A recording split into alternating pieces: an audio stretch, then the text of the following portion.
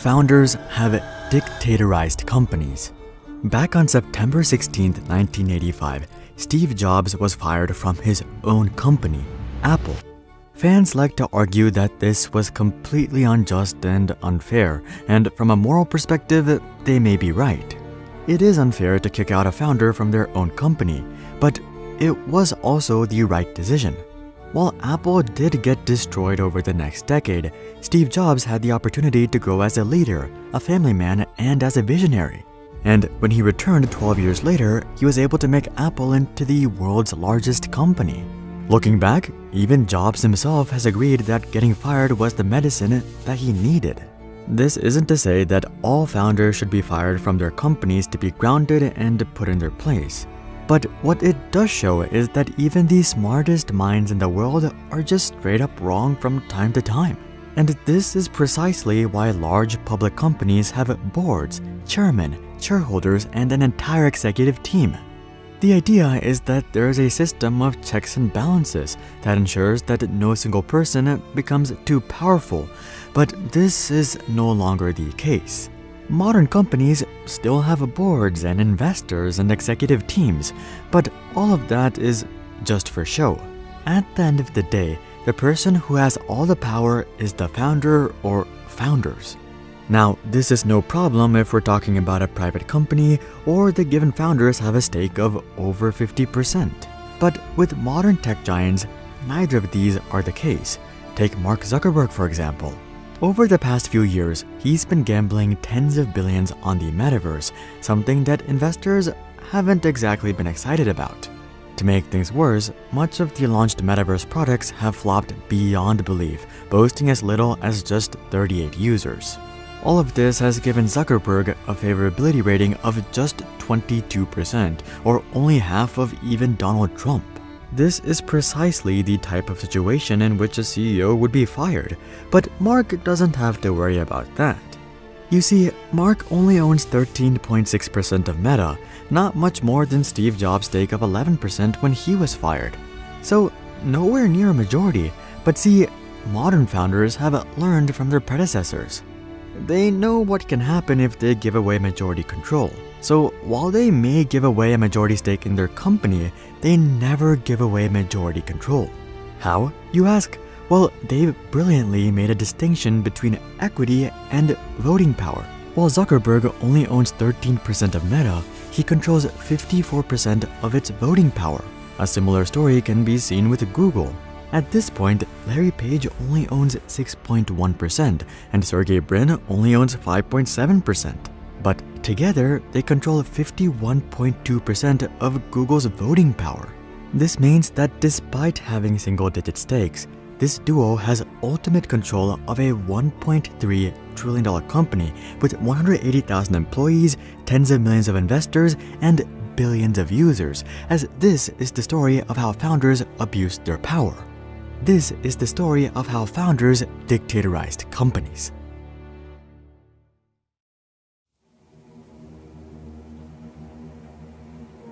The root of modern-day founders' power is thanks to multiple classes of stock with different voting power. Class A stock might come along with 1 vote per share, while Class B stock comes along with 10 votes per share.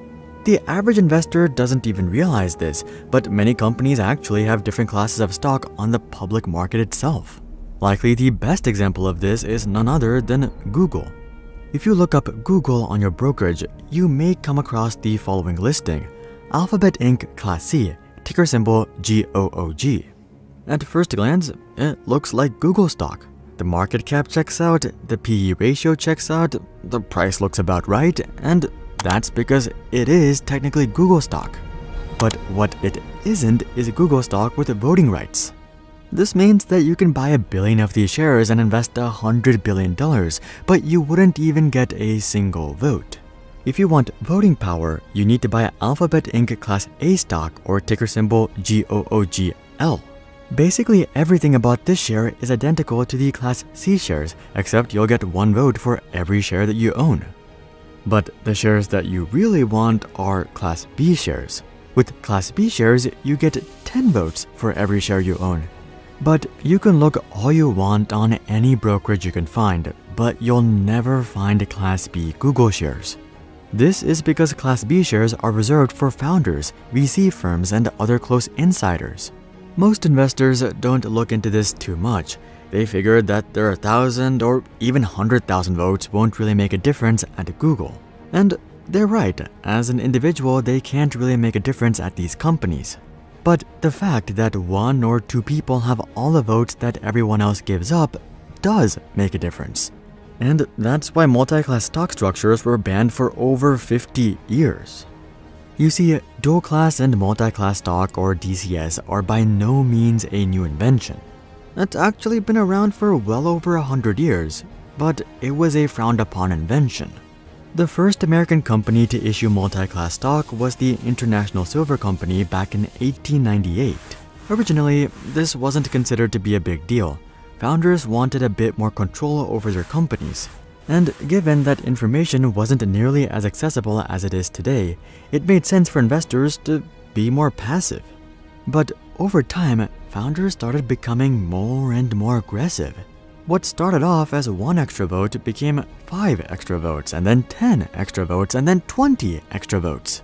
This practice only became worse with the roaring 1920s as everyday people started buying stocks. They didn't care about voting shares or earnings reports. They just wanted to be a part of the Rockefeller fortune or the Ford fortune. This gave companies plenty of room to test the boundaries until one company pushed it way too far, Dodge Motor Company. In 1925, Dodge would have one of the most infamous IPOs of all time. They would exclusively issue shares with absolutely no voting power. This meant that insiders could own just a single share of stock and retain 100% voting power, and that's pretty much what they did too. The insiders owned just 1.7% of the company, but they had absolute control over the company. Investors were obviously pissed, and this led to an uproar on Wall Street. The New York Stock Exchange would end up siding with investors, and in 1926, they would officially ban dual-class stock. This is where the story should have ended, but this practice has not only been revived, but it has taken over the market once again.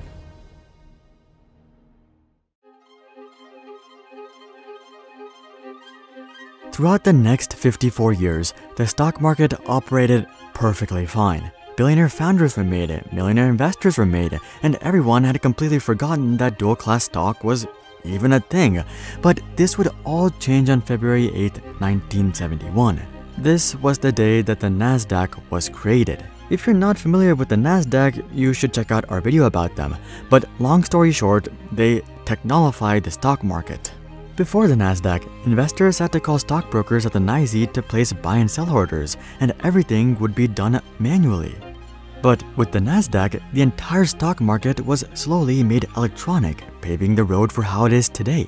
This was obviously the superior technology, but investors weren't impressed. They couldn't care less if quotes and trades were electronic or not. In fact, they preferred to call a broker that they knew and trusted for 20 or 30 years. So, despite offering great tech, the Nasdaq struggled to get investors throughout the 1970s. To make things worse, the NYSE had started ripping off Nasdaq's tech, and they were rapidly modernizing their own systems. So, things looked pretty bleak for the Nasdaq. Investors weren't using the exchange, and their main advantage was rapidly disappearing. So, in the early 1980s, they would decide to pivot their strategy. Instead of trying to attract investors, they started going after companies. If companies were exclusively listed on the Nasdaq, investors had no choice but to buy through the Nasdaq. With that, the Nasdaq started charging far lower fees than the NYSE for companies, and they still do this to this day, but this too didn't work. You see, there was a certain prestige and heritage to the NYSE. JP Morgan Chase wasn't gonna switch exchanges just because you charged less. So the Nasdaq was back to ground zero. They were worse off actually, as they were now earning lower fees as well. Throughout all of this, the Nasdaq couldn't help but notice that one exchange was actually succeeding at taking on the NYSE, the Amex, not American Express, but the American Stock Exchange. One of the main factors that distinguished the Amex from the NYSE was their policy on dual-class stock. The Amex allowed for DCS with a voting ratio of up to 10-1. The Nasdaq didn't have any DCS restrictions to begin with, but now they knew that this was precisely what they needed to lean into. There were two target markets with this strategy. The first was tech companies who were fearful that investors weren't really informed on tech, which was very much true at the time. The second was companies that were targets of corporate ratings. If these companies were able to distinguish between ownership and voting power, they could protect themselves from corporate raiders. Given that corporate rating was at its peak throughout the 80s and that tech stocks would go vertical in the 90s, the Nasdaq would also go vertical. Seeing this, companies listed on the NYSE would threaten to switch to the Nasdaq if they didn't allow for DCS. And with that, the NYSE had no choice but to unban DCS in 1986. With that being said though, companies were pretty reasonable in the early days. In fact, some notable Nasdaq companies didn't even opt for dual-class shares like Apple and Microsoft. But there's always someone who ruins it for everyone else, and in the case of dual-class stock, it was our good old friends Google and Facebook.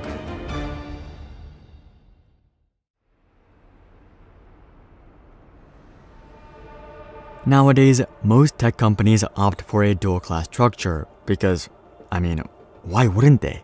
The average investor isn't even aware of it. The practice has been normalized, and it gives founders ultimate control. It's one of those things where it's like, if no one is opposing it, why would you not do it?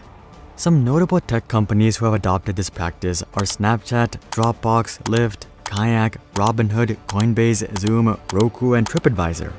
But this practice is by no means limited to tech companies.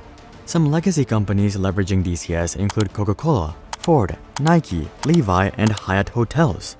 Also, don't bet on media companies to report on this issue, as the most notable ones leverage it themselves, including the New York Times, Fox News, CBS, and Comcast. And there are of course extreme examples as well. The Ford family, for example, owns 4% of the stock but controls 40% of the voting power. Similarly, EchoStar CEO Charlie Ergen owns 5% of the company but controls 90% of the vote. So let's just say, things have gotten pretty bad, but I do want to point out some notable exceptions, starting with Amazon. While Jeff Bezos gets a bunch of critique for his practices, this is not one of them.